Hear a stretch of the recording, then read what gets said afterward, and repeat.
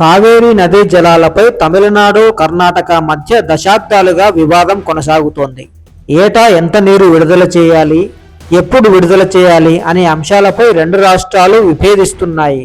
ఇప్పుడు తొలిసారి తమిళనాడు ముఖ్యమంత్రి సి జోసెఫ్ విజయ్ కర్ణాటక ముఖ్యమంత్రి డికే శివకుమార్తో కలిసి నేరుగా చర్చించనున్నారు. ఈ భేటీ ఆగస్టు మొదటి వారంలో బెంగళూరులో జరిగే అవకాశం ఉంది. మెట్టూరు డ్యాంలో నీటి మట్టం బాగా పడిపోయింది. కర్ణాటక నుంచి నీటి విడుదల కూడా ఆశించినంతగా లేదు. దీంతో తమిళనాడు డెల్టా రైతులు తీవ్ర ఇబ్బందులు పడుతున్నారు. వరి సాగు కూడా బాగా తగ్గిపోయింది.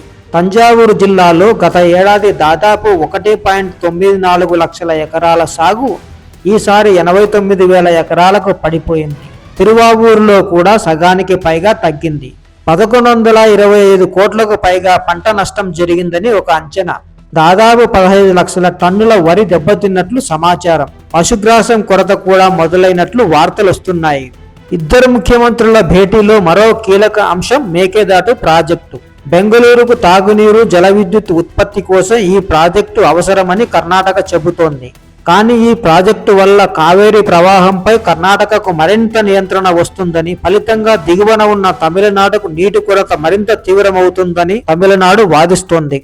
అందుకే ఈ ప్రాజెక్టుకు అనుమతి ఇవ్వొద్దని తమిళనాడు అసెంబ్లీ ఇప్పటికే ఏకగ్రీవంగా తీర్మానం చేసింది. కర్ణాటక మాత్రం తమ రాష్ట్రంలో కూడా కరువు పరిస్థితులు ఉన్నాయని చెబుతోంది. రైతులకు తాగునీటి అవసరాలకు సరిపడా నీళ్లు లేవని వాదిస్తోంది.